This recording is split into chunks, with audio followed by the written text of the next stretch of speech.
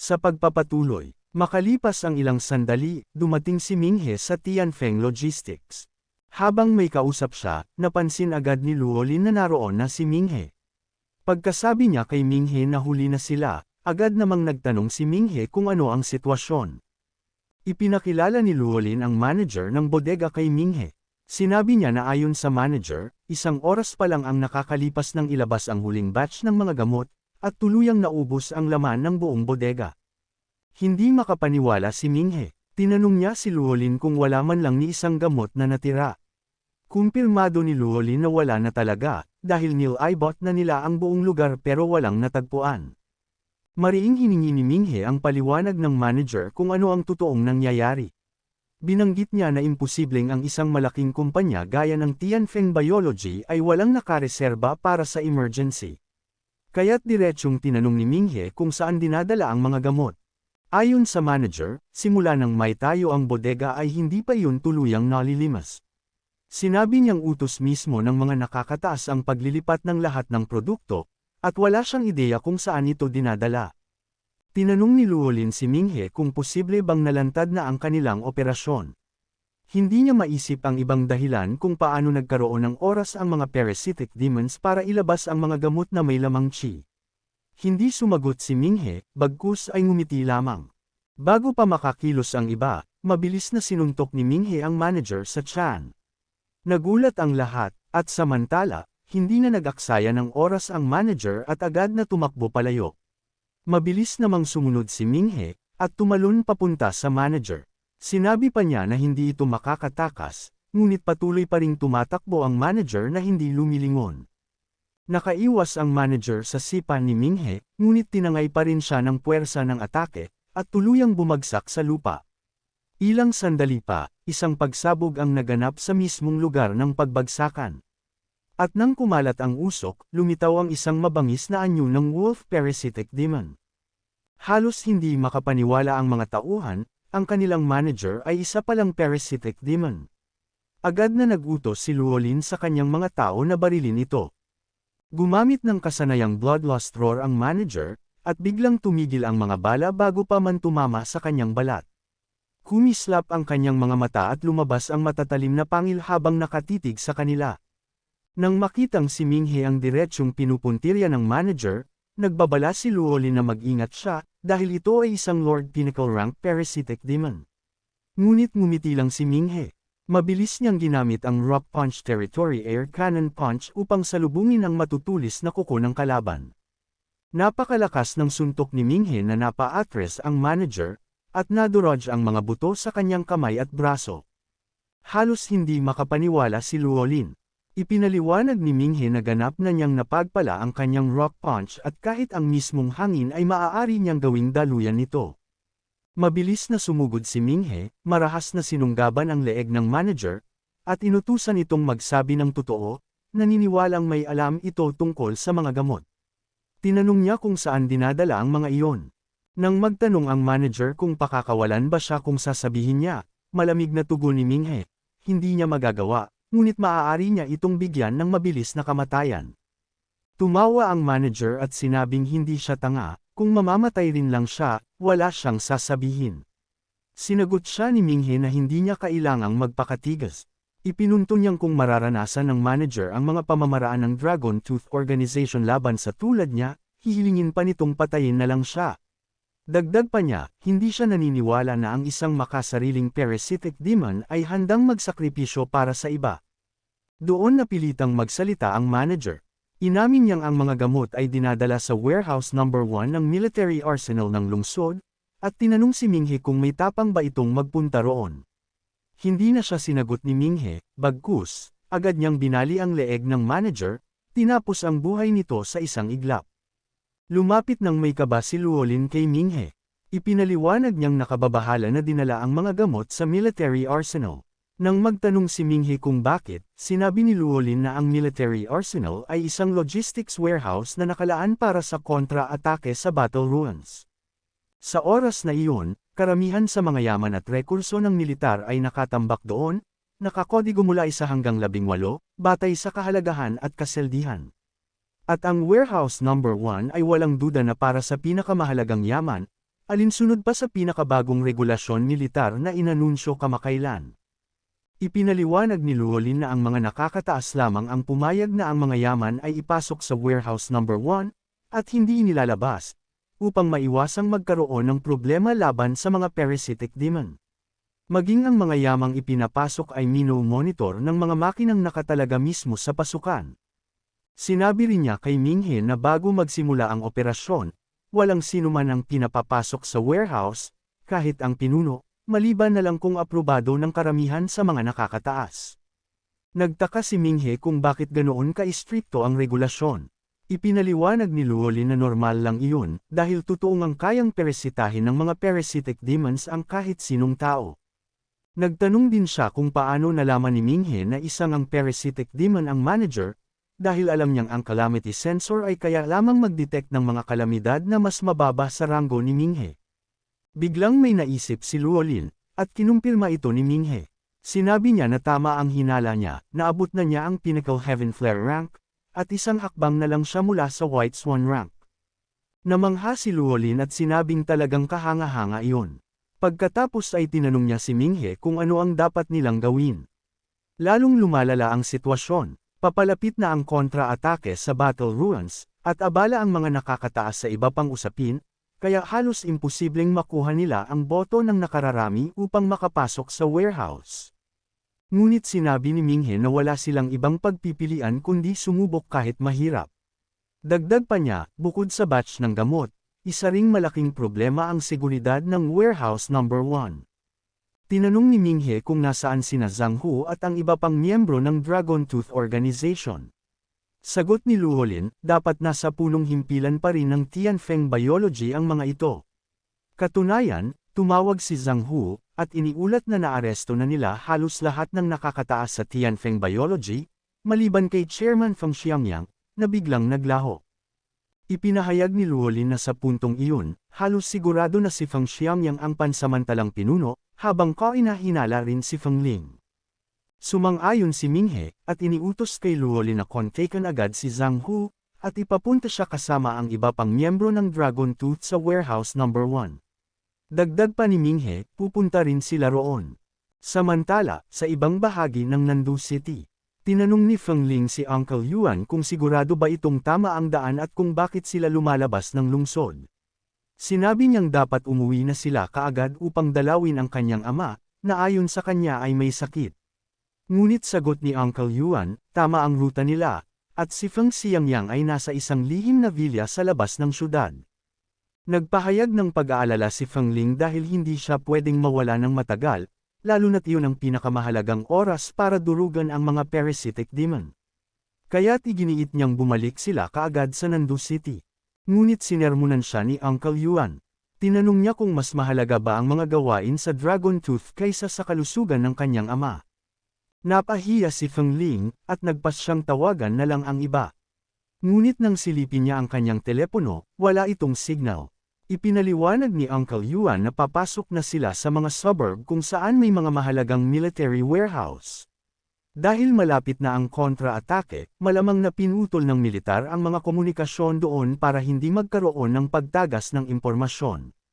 Nagbabalak pa sanang makipagtalo si Feng Ling, ngunit pinutol siya ni Uncle Yuan, at mariing sinabi na mas mahalaga ang kanyang ama. Makalipas ang ilang sandali, hinarang sila ng mga bantay militar at hiningan ng ID si Uncle Yuan. Nang makumpirma na siya ay butler ng Tianfeng Biology, agad silang pinadaan. Ngunit pagkakaalis nila, isa pang sasakyan ang dumating at hiningan ng ID ang driver nito. Napansin ni Minghe ang sasakyan sa unahan at tinanong si Llewellyn kung nakita na ba niya iyon dati. Sagot ni Llewellyn, normal lang na pamilyar iyon kay Minghe, dahil may hindi bababa sa 800 mayayamang tao sa Nandu City na gumagamit ng ganoong uri ng sasakyan. Dagdag pa niya, matitibay ang loob ng mga sakay ng kotse dahil nagawa pa nilang lumabas ng lungsod kahit may lockdown at nalalapit na ang digmaan. Sabi pa niya, normal lang iyon dahil ang pagnenegosyo sa panahon ng digmaan ang pinakamadaling paraan para kumita. Makalipas ang ilang sandali, sa Warehouse Number 1, sabay-sabay na napatingin sina Zhang Hu, at ang iba pang miyembro ng Dragon Tooth Organization sa mga taong kararating lamang. Agad na lumapit ang lahat kina Minghe at Luolin, halatang hindi alam kung ano ang dapat gawin. Biglang nagsalita ang kapitan ng mga gwardya ng Warehouse No. 1, isang Pinnacle Heaven Flare rank na may kakayahang weapon transformation. Mahigpit niyang sinabi sa mga kasapi ng Dragon Tooth Organization na kahit sino pa sila, walang sinumang pinapayagang lumapit sa teritoryong militar na iyon. Sinubukan ni Zhang Hu na kausapin ang kapitan, ipinaliwanag na ang Dragon Tooth Organization ay may tungkuling lipulin ng mga parasitic demon. Sinabi pa niya na may posibilidad na naroon mismo ang mga ito. Ngunit mariing tugon ng kapitan, utos na hindi dapat papasukin ang Warehouse No. 1, at ang sinumang susuway ay kamatayan ang kapalit. Tahimik na tinanong ni Luolin si Minghe kung may nakita ba siyang parasitic demon sa mga gwardya. Sinabi niya na kung meron, maaari nila itong gawing dahilan para kumilos. Agad na sinuri ni Minghe ang sensor, ngunit wala itong nakita. Naiwang walang magawa si Luolin, at sinabing kung gagamit sila ng puwersa, magiging isang seryosong paglabag iyon. Ngunit malamig na sagot ni Minghe, hindi na nila kayang intindihin ang mga paglabag sa oras na iyon. Tinignan niya si Zhang Hu, at tinanong kung handa ba itong kumilos. Walang pag-aalinlangan ang sagot ni Zhang Hu, wala siyang kinatatakutan, at kung misyon ang pinag-uusapan, handa pa niyang labanan ang mga Diyos. Ngumiti si Minghe, kontento sa sagot. Inutusan niya si Zhang Hu na pamunuan ang kanyang mga tao, at supalan agad ang mga gwardya. Kailangang makapasok sila sa Warehouse No. 1 sa lalong madaling panahon. Hindi na nag-aksaya ng oras si Zhang Hu. Sumugod siya kasama ang kanyang grupo, at agad ding itinaas ng mga gwardya ang kanilang mga armas, walang balak umatras. At doon na tuluyang sumiklab ang laban. Isang gwardya ang napaungol sa sakit ng sapakin siya ng isang Dragon Tooth member sa panga. Kasabay nito, ginamit ni Zhang Hu ang kanyang teknik na Sonic Tiger Fist. Agad na nagtaas ng kalasag ang kapitan ng warehouse, yumuko at pinirmi ang mga paa sa lupa para salubungin ang atake. Ngunit kahit sa lahat ng paghahanda, naitulak pa rin siya at tuluyang bumagsak sa lupa. Mariing sinabi ni Zhang Hu sa mga gwardya na ayaw niyang saktan sila. Ipinunto niya na tiyak na matatalo sila sa labang iyon, at mas mabuting sumuko na lang sila. Ngunit hindi umatras ang kapitan. Sagot niya, kung gusto nilang makapasok sa warehouse, kailangan muna nilang lampasan siya at ang kanyang mga tauhan. Pagkatayo niya, agad niyang inutusan ang kanyang mga tauhan na patumbahin ang Dragon Tooth Organization, at binigyan sila ng pahintulot na gamitin ang defense cannon.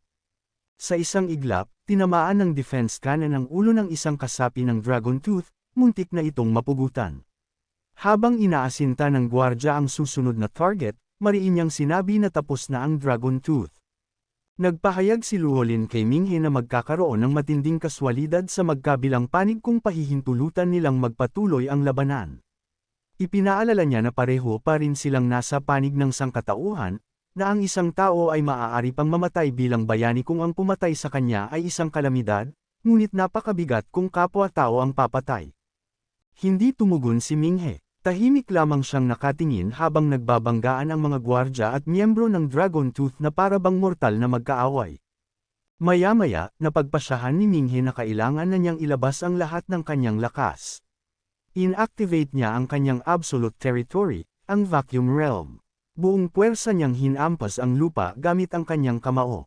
Nanlaki ang mga mata ng mga gwardya sa nakita. Wala silang nagawa kundi ipagtanggol ang kanilang mga sarili habang napakalalaking kamao ang biglang lumitaw, at bumagsak mula sa kawalan. Pilit na nagpumiglas ang kapitan ng warehouse, ngunit kahit anong gawin niya, hindi man lang natinag ang kamao.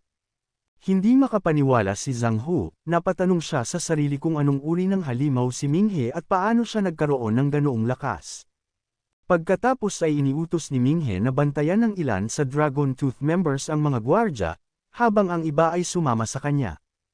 Pinangunahan ni Minghe ang grupo papasok ng warehouse, kasama ang kapitan ng warehouse at ang mga inspektor.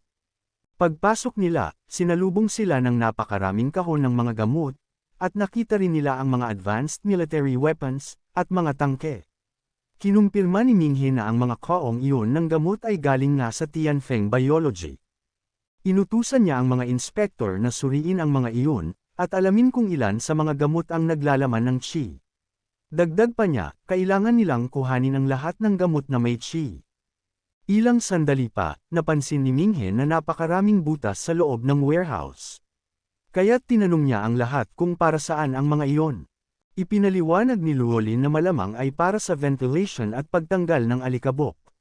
Dagdag pa niya, kung masyadong maraming alikabok sa paligid, maaari itong makaapekto sa performance at katatagan ng mga sandata. Kinumpirma ng kapitan ng Warehouse No. 1 na tama si Luolin. Sinabi pa niyang lahat ng 18 military warehouses ay konektado sa isang high-efficiency dust removal system na kayang magpalitan ng hangin sa isa't isa sa loob ng ilang saglit. Biglang tumunog ang sensor ng alarma, ikinagulat ni Minghe at ng iba. Nakadetect ito ng napakaraming parasitic demons sa paligid nila. Ngunit naniniwala pa rin si Minghe na imposibleng bigla na lang lumitaw ang mga parasitic demon ng ganoon. Hindi na siya nagsalita pa. Pumikit si Minghe, at nagsimulang mag-meditate, pumasok sa kanyang inner mind. Tinanong niya si Xingling kung posible bang hindi gumagana ang kanyang pamamaraan o kung may sira ang sensor. Ngunit walang pakialam na tinawag siyang napakabobo ni Xingling. Ipinaliwanag ni Xingling na ang dahilan kung bakit kayang makadetect ng sensor ay dahil nakakadetect ito ng chi na nasa loob ng katawan ng mga parasitic demons. At dahil napakalaki ng konsentrasyon ng chi na nasa mga gamot na nakaimbak sa warehouse, hindi nakapagtatakang tumutugon ang sensor. Naintindihan ni Minghe ang sinasabi ni Xingling, ngunit nagtataka pa rin siya kung bakit hindi tumugon ang sensor sa chi habang nasa labas pa sila ng warehouse. Pinag-isipan niya kung maaaring may jamming function ang materyales sa dingding ng warehouse. Alam niyang malakas ang kamao ni Zhang Ho, kaya tinutusan niya itong suriin kung anong materyales ang ginamit sa dingding. Habang naguguluhan pa si Zhang Ho sa ibig sabihin, parehong nagbabala ang kapitan ng warehouse at siluli na ang pagsira sa military warehouse ay isang mabigat na krimen. Mariin namang sagot ni Minghe na wala siyang oras para magpaliwanag. Sinabi niyang gawin na lang ito ni Zhang Ho, at siya ang mananagot sa anumang magiging problema. Wala nang tanong, tumalon agad si Zhang Ho papunta sa pader. Kaagad niyang pinuno ng puwersa ang kanyang kamao, at buong lakas na sinuntok ito. Sa isang iglap, nag-crack at gumuho ang bahagi ng pader. Pagkatapos hugatin ng kanyang kamao, sinabi ni Zhang Ho na bagamat makapal ang dingding, wala itong espesyal na katangian. Karaniwang konkreto lamang ito. Mas lalo namang naguluhan si Minghe. Wala siyang maisip na ibang dahilan kung bakit hindi natukoy ng sensor ang chi mula sa labas. Ipinaliwanag niya kay Luolin na ang tungkulin ng sensor ay tukuyin ang presensya ng chi. Tinanong niya ito kung may ideya ba siya kung bakit hindi nag-react ang sensor habang nasa labas sila. Sinabi ni Luolin na ang mga parasitic demons na nahuli na nila noon ay sapat na patunay na walang jamming function ang konkreto. Dagdag pa niya, maaaring mismong mga gamot ang dahilan kung bakit hindi natutukoy ang chi mula sa labas. Biglang napasigaw sa gulat ang isang inspektor. Natuklasan niyang ang mga bote ng gamot na nasa loob ng kahon na kinuha niya ay wala palang laman. Mabilis na kinuha ni Minghe ang bote mula sa kamay ng inspektor upang tiyaking wala nga itong laman. Kasunod nito, isa pang inspektor ang nag-ulat na mayroon ding mga bote na walang laman sa kanyang lugar. Pati ang isa pa nilang kasama ay nagdagdag na ganoon din ang nakita niya. Sinabi ng inspektor na kahit wala silang natagpuang chi sa mga gamot na naroon, nakakakita naman sila ng napakataas na konsentrasyon ng chi sa atmosphere.